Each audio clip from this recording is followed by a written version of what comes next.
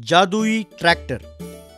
बहुत साल पहले जमीनपुर नाम के गांव में एक धनवान रहा करता था। उसका नाम था श्याम अग्रवाल। वो बहुत मेहनत करके उस मुकाम पर पहुंचा था।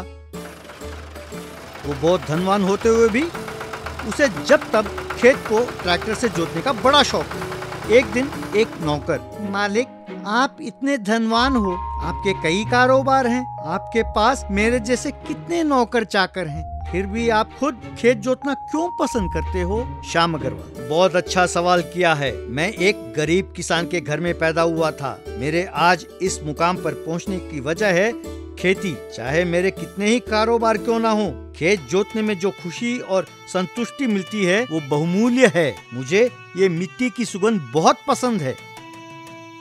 श्याम अग्रवाल का बेटा था चंदू। वो बहुत आलसी था। हर समय दोस्तों के साथ आवारागर्दी करता रहता था। एक दिन चंदू की माँ: बेटा, और कितने दिन तुम यूं दोस्तों के साथ आवारागर्दी करते रहोगे? तुम्हारे पिताजी बहुत दिनों से ये आस लगाए बैठे हैं कि तुम कारोबार में रुचि दिखाओगे और उनका हाथ बटाओगे। तुम जानते हो ना, वे किसी से जबरदस्ती नहीं करते। मेरी बात मानो और कारोबार में ध्यान दो और उनका वारिस बनो। इसके बावजूद चंदू आवारागर्दी से बाज नहीं आया। ये सोचकर कि शायद शादी होने पर वो अपनी जिम्मेदारी समझेगा, उसकी शादी काजल नाम की एक लड़की से कर दी। पर चंदू में कोई बदलाव नहीं आया और दोस्तों के साथ अय्याशी करने लगा। कुछ समय बाद चंदू और काजल का एक लड़का हुआ। उसका नाम था पवन। कुछ समय बाद चंदू के माँ बाप का देहांत हुआ। एक दिन काजल उनके फोटो के सामने प्रणाम करते हुए: सुनो जी, आपको माँ और बाबूजी के लिए बदलना होगा। कम से कम अपने बेटे के लिए तो बदलना होगा। कृपा करके अपने कारोबार को संभालो। चंदू: मैं माँ बाप की झिड़क खत्म होने पर खुश था, अब तुमने शुरू कर दिया। चुपचाप अपना काम करो। 10 पीढ़ी के लिए पर्याप्त संपत्ति है अपने पास, चिंता ना करो। इस तरह उसकी बुरी आदतों के कारण एक एक करके उसकी संपत्ति घटती गई। लेनदारों को बंगला देकर वो एक छोटे से घर में रहने लगा। काजल: देखो जी, सारा संपत्ति गया हाथ से। सिर्फ 1 एकड़ जमीन बची है।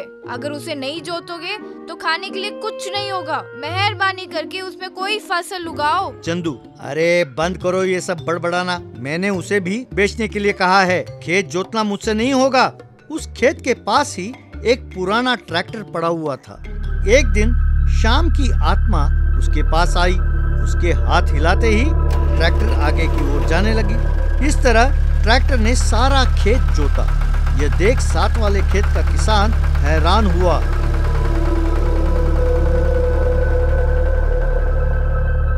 अगले दिन ये बात उसने चंदू को बताया। चंदू: क्यों रे, सवेरे सवेरे पीकर आए हो क्या? ट्रैक्टर अपने आप चल पड़ा और तुमने उसे देखा? जाओ जाओ, किसी और को ये कहानी सुनाओ। ये बात सुनकर चंदू का बेटा पवन सोच में पड़ गया। बाद में वो खेत के पास गया। वहाँ एक पेड़ के पीछे छिपकर ट्रैक्टर को देखने लगा। तभी उसे शाम के आत्मा का वहाँ आना, हाथ हिलाना और ट्रैक्टर को आगे जाना सब देखा। ट्रैक्टर ने सारा खेत जोता और बीज छिड़कने लगी। ये देख पवन हैरान हुआ।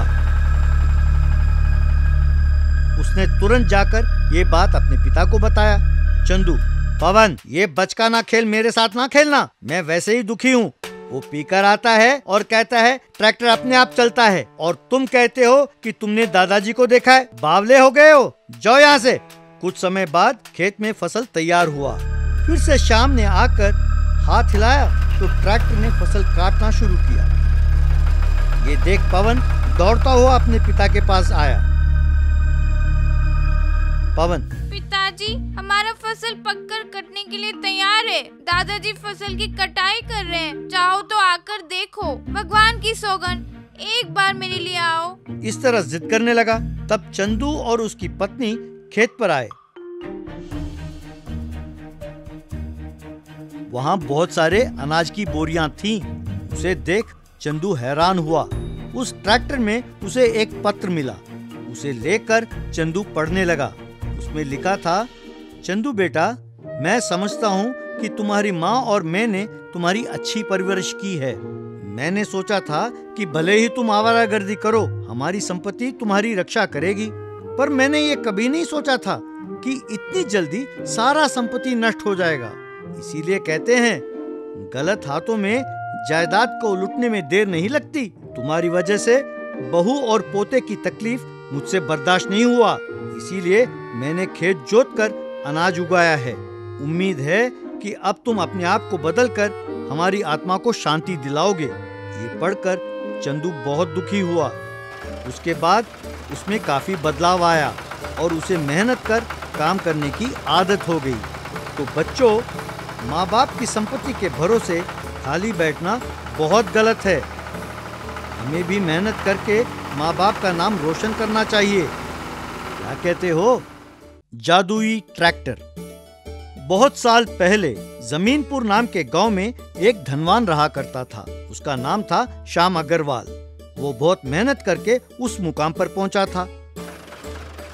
वो बहुत धनवान होते हुए भी उसे जब तब खेत को ट्रैक्टर से जोतने का बड़ा शौक था। एक दिन एक नौकर, मालिक, आप इतने धनवान हो, आपके कई कारोबार हैं, आपके पास मेरे जैसे कितने नौकर चाकर हैं, फिर भी आप खुद खेत जोतना क्यों पसंद करते हो? श्याम अग्रवाल: बहुत अच्छा सवाल किया है। मैं एक गरीब किसान के घर में पैदा हुआ था। मेरे आज इस मुकाम पर पहुंचने की वजह है खेती। चाहे मेरे कितने ही कारोबार क्यों ना हो, खेत जोतने में जो खुशी और संतुष्टि मिलती है वो बहुमूल्य है। मुझे ये मिट्टी की सुगंध बहुत पसंद है।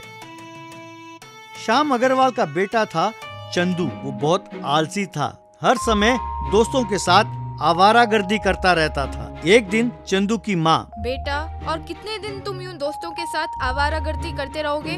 तुम्हारे पिताजी बहुत दिनों से ये आस लगाए बैठे हैं कि तुम कारोबार में रुचि दिखाओगे और उनका हाथ बटाओगे। तुम जानते हो ना, वे किसी से जबरदस्ती नहीं करते। मेरी बात मानो और कारोबार में ध्यान दो और उनका वारिस बनो। इसके बावजूद चंदू आवारागर्दी से बाज नहीं आया। ये सोचकर कि शायद शादी होने पर वो अपनी जिम्मेदारी समझेगा, उसकी शादी काजल नाम की एक लड़की से कर दी। पर चंदू में कोई बदलाव नहीं आया और दोस्तों के साथ अय्याशी करने लगा। कुछ समय बाद चंदू और काजल का एक लड़का हुआ। उसका नाम था पवन। कुछ समय बाद चंदू के माँ बाप का देहांत हुआ। एक दिन काजल उनके फोटो के सामने प्रणाम करते हुए: सुनो जी, आपको माँ और बाबूजी के लिए बदलना होगा। कम से कम अपने बेटे के लिए तो बदलना होगा। कृपा करके अपने कारोबार को संभालो। चंदू: मैं माँ बाप की झिड़क खत्म होने पर खुश था, अब तुमने शुरू कर दिया। चुपचाप अपना काम करो। 10 पीढ़ी के लिए पर्याप्त संपत्ति है अपने पास, चिंता ना करो। इस तरह उसकी बुरी आदतों के कारण एक एक करके उसकी संपत्ति घटती गई। लेनदारों को बंगला देकर वो एक छोटे से घर में रहने लगा।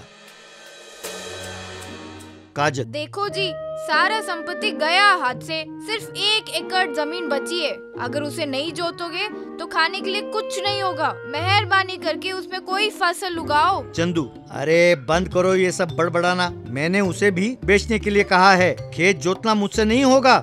उस खेत के पास ही एक पुराना ट्रैक्टर पड़ा हुआ था। एक दिन शाम की आत्मा उसके पास आई।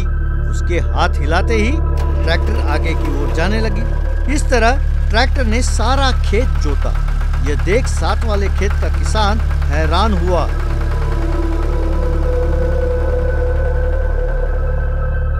अगले दिन ये बात उसने चंदू को बताया। चंदू: क्यों रे, सवेरे सवेरे पीकर आए हो क्या? ट्रैक्टर अपने आप चल पड़ा और तुमने उसे देखा? जाओ जाओ, किसी और को ये कहानी सुनाओ। ये बात सुनकर चंदू का बेटा पवन सोच में पड़ गया। बाद में वो खेत के पास गया। वहाँ एक पेड़ के पीछे छिपकर ट्रैक्टर को देखने लगा। तभी उसे शाम के आत्मा का वहाँ आना, हाथ हिलाना और ट्रैक्टर को आगे जाना सब देखा। ट्रैक्टर ने सारा खेत जोता और बीज छिड़कने लगी। ये देख पवन हैरान हुआ। उसने तुरंत जाकर ये बात अपने पिता को बताया। चंदू, पवन, ये बचका ना खेल, मेरे साथ ना खेलना, मैं वैसे ही दुखी हूँ। वो पीकर आता है और कहता है ट्रैक्टर अपने आप चलता है, और तुम कहते हो कि तुमने दादाजी को देखा है। बावले हो गए हो, जाओ यहाँ से। कुछ समय बाद खेत में फसल तैयार हुआ। फिर से श्याम ने आकर हाथ हिलाया तो ट्रैक्टर ने फसल काटना शुरू किया। ये देख पवन दौड़ता हुआ अपने पिता के पास आया।